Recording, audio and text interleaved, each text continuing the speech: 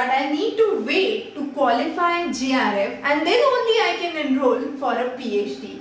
Definitely no.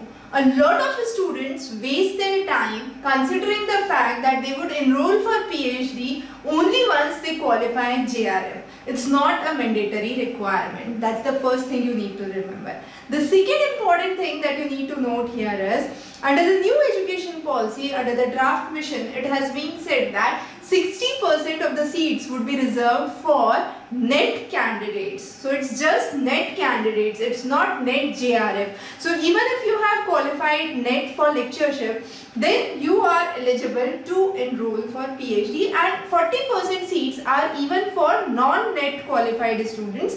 That means you can enter that 40% criteria by qualifying the entrance test. So I definitely recommend that you should not at any cost waste your year. Whenever you qualify your JRF examination, your fellowship would start then and there itself. So let's say you already enrolled for your PhD. After 1 year, you qualified your JRF.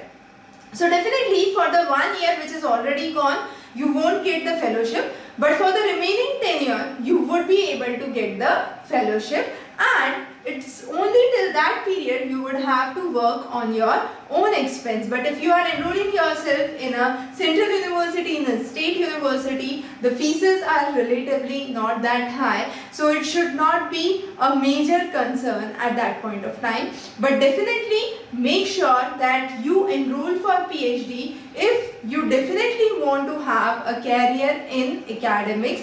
To have a career in academics, PhD would be a mandatory requirement in near future.